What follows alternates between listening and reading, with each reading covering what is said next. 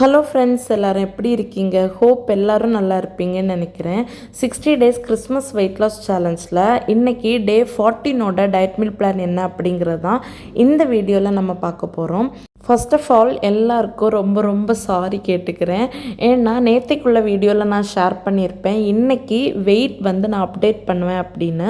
Morning short video பார்த்தவங்களுக்கு தெரிஞ்சிருக்கும் ஏன் இந்த வீடியோவில் நான் வெயிட் அப்டேட் பண்ண போகிறதில்ல அப்படிங்கிறது. பட் இருந்தாலும் இப்போ தான் நீங்கள் நம்ம வீடியோவை ஃபர்ஸ்ட் டைம் பார்க்குறீங்கன்னா அவங்களுக்காக ஒரு வாட்டி கூட நான் ஷேர் பண்ணுறேன்.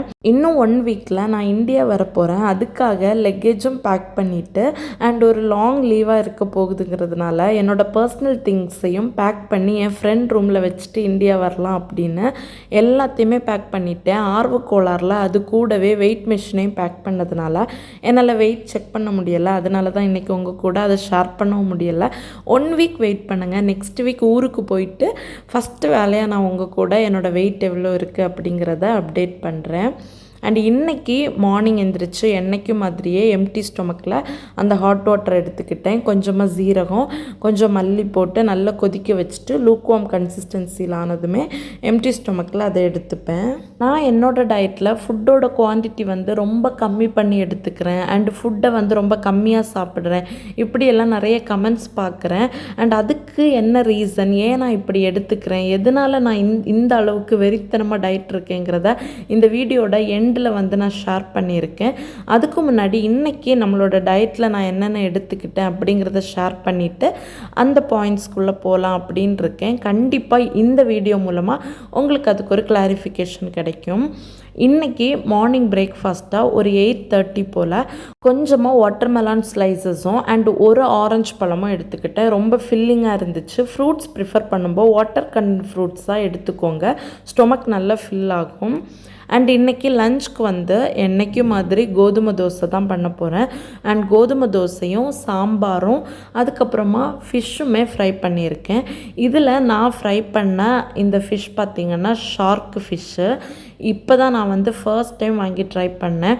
இதுக்கு முன்னாடி நான் ஸ்டே பண்ணியிருந்த ரூமில் ஒரு அக்கா இருந்தாங்க. அந்த அக்கா அடிக்கடி இந்த ஃபிஷ் வாங்கி ஃப்ரை பண்ணி சாப்பிடுவாங்க.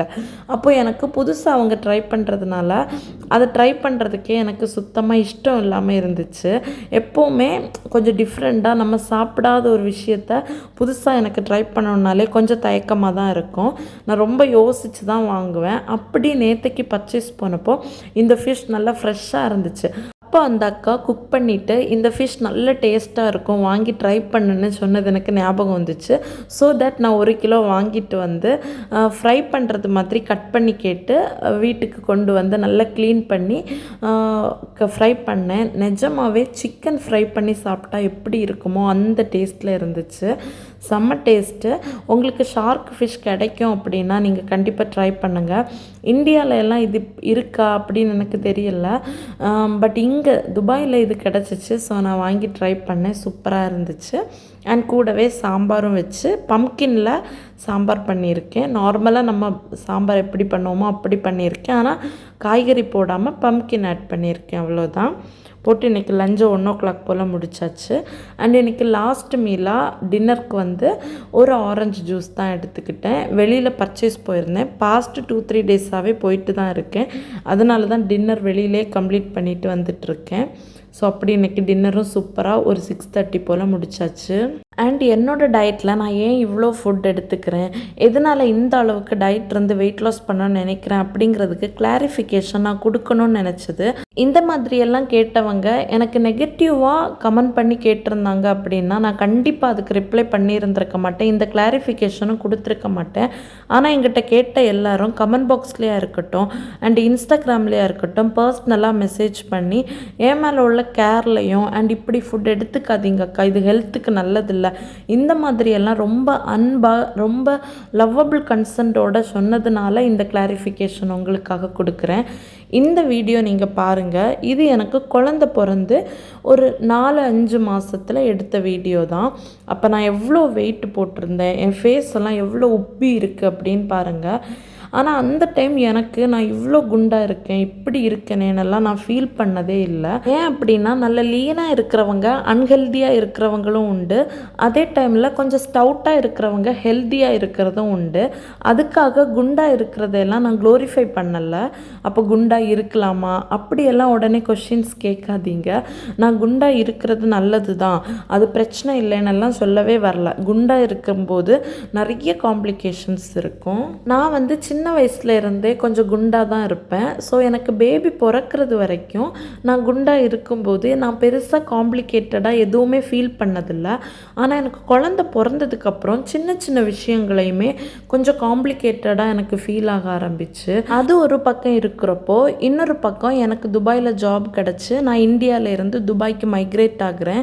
ஸோ துபாய்க்கு வந்துட்டு ரிட்டர்ன்னா ஒரு வெக்கேஷனுக்காக இந்தியா போகும்போது ஒரு லாங் கேப் இருக்கும்ல இந்தியாவில் நம்மளை நிறைய பேர் பார்த்து. ஸோ அப்படி அந்த லாங் கேப்புக்கு அப்புறம் இந்தியா போகும்போது நான் இன்னும் கொஞ்சம் கூட வெயிட் போட்டிருந்தேன். அப்போ நிறைய பேர் என்னை பார்த்து வியர்டான வேர்ட்ஸ் எல்லாம் யூஸ் பண்ணி நான் குண்டாக இருக்கிறத வச்சு கேட்க ஆரம்பித்தாங்க.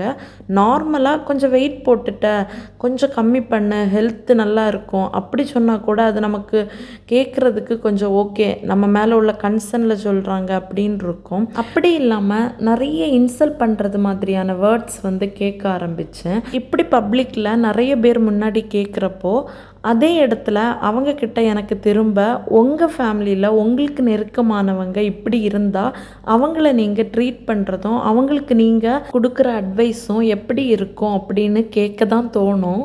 ஆனால் நமக்கு கோவம் எக்ஸ்ட்ரீம் லெவலுக்கு போகும்போது அமைதியாக இருக்கிறது தான் நமக்கும் நம்மளை சுற்றி இருக்கிறவங்களுக்கும் நல்லதுங்கிறதுனால மூவ் ஆன் பண்ணி என்னோடய வேலையை பார்த்து போயிட்டே இருப்பேன். அண்ட் இவங்க எல்லாம் சொல்கிறதுக்காக எல்லாம் நான் என்றைக்குமே டவுனாக ஆக போகிறதில்ல. என்னோடய ஃபேமிலிக்காக நான் கண்டிப்பாக நல்லா இருந்து தான் ஆகணும். பர்டிகுலராக என்னோடய குழந்தைக்காகவும் என் ஹஸ்பண்டுக்காகவும் நான் கண்டிப்பாக நல்லா இருந்து தான் ஆகணும். எனக்கு ஒர்க்குக்கும் போயிட்டு டயட்டும் இருக்கிறது கொஞ்சம் கஷ்டமாக இருக்குது. அதனால் எவ்வளோ சீக்கிரம் வெயிட் லாஸ் பண்ணிவிட்டு வெயிட் மெயின்டெனன்ஸ்குள்ளாடி போக முடியுமோ அவ்வளோ சீக்கிரம் போகணுன்னு இருக்கேன். அண்ட் அது மட்டும் இல்லை, ஒவ்வொருத்தரோட பாடி டைப்பும் ஒவ்வொரு மாதிரி இருக்கும். ஒவ்வொருத்தருக்கு ஒவ்வொரு விஷயத்தினால வெயிட் வந்து கெயின் ஆகிருக்கும். இப்போது நமக்கு ஏன் வெயிட் வந்து கெயின் ஆச்சு அப்படின்னு ஃபஸ்ட்டு ஃபைன் பண்ணுங்கள். அப்போ தான் வெயிட் லாஸ் பண்ணுறதுக்கு நம்ம என்ன பண்ணணும் அப்படின்னு நம்ம டிசைட் பண்ண முடியும். இப்போ என்னை பொறுத்த வரைக்கும் பார்த்திங்கன்னா நான் நிறைய சாப்பிட்டுட்டு இருந்தேன். நான் நிறைய சாப்பிட்டதுனால மட்டும்தான் எனக்கு வெயிட் கெயின் ஆச்சு.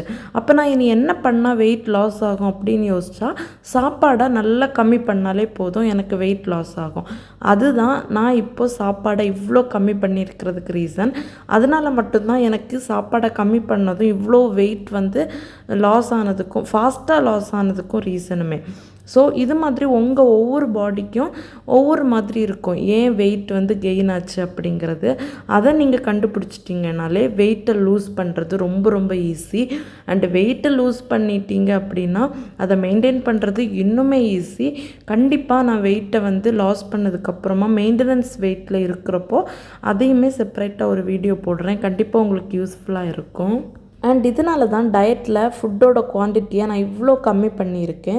என்னை விட்டால் ஒன் டேயில் நான் ஒரு மீல் மட்டுமே எடுத்துகிட்டு கூட டயட் இருப்பேன். ஆனால் ஒர்க்குக்கு போகிறதுனால அது பாசிபிள் இல்லை இப்போதைக்கு. இனி எப்போ நான் அப்படி ட்ரை பண்ண போகிறதும் இல்லை.